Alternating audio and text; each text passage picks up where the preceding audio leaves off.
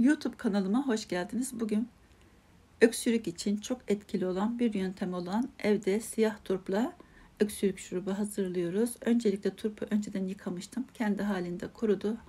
Gösterdiğim şekilde altından ve üstünden biraz kesiyorum.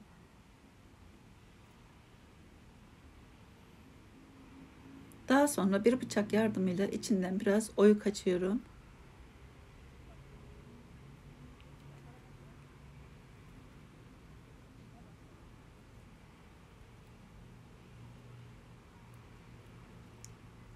Çok da fazla inceltmeyelim.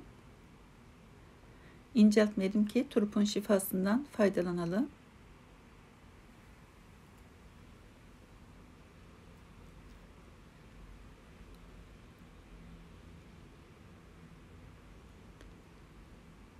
Evet, bu kadar yeterli. Şimdi şöyle 2-3 tane sarımsağı küçük küçük doğrayalım.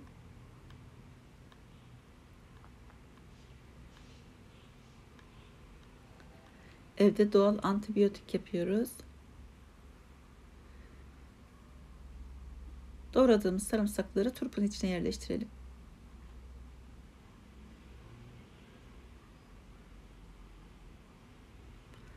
Sonra küçük bir parça taze zencefil. Onun da kabuklarını çıkaralım. Küçük küçük doğrayalım.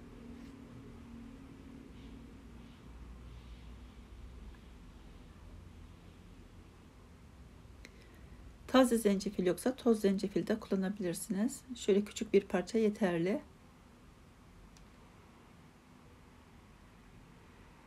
Şöyle birkaç tane karanfil attım içine ve toz karabiber serpiştiriyorum.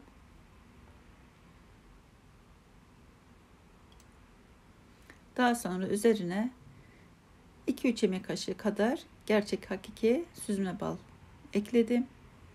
Şöyle biraz da birkaç damla limon suyu sıkıyorum üzerine.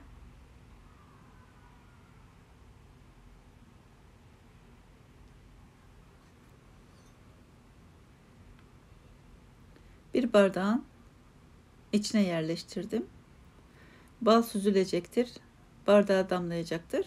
Damladıkça biz tekrar turpun içine bırakalım damlayanları. Gördüğünüz gibi bu şekilde damlıyor. Her damladıkça ben arada bir tekrar turpun içine bırakıyorum. Daha sonra hepsini şöyle bir bardağın içine dökebilirsiniz. Bunu hamileler veya 2 yaşın altındaki küçük çocuklar kullanmasın. Bir zararı yoktur ama yine de her ihtimale karşı bala alerjileri olabilir. O yüzden de bunu da belirtmek istiyorum. Bu şekilde içindeki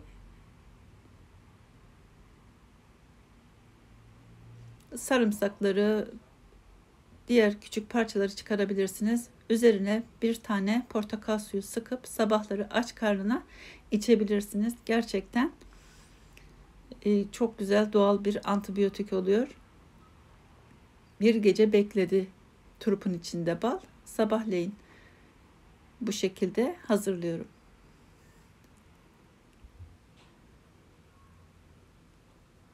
Buraya kadar da izliyorsanız ve beğendiyseniz beğen tuşuna basıp abone olmanızı çok isterim. Herkese şifa olsun. Evet, bu şekilde afiyetle tüketebilirsiniz. Gerçekten doğal antibiyotik oldu ve tadı da kötü değil. Portakal suyuyla seyrettiğim için. Hoşça kalın. Afiyet şifa olsun.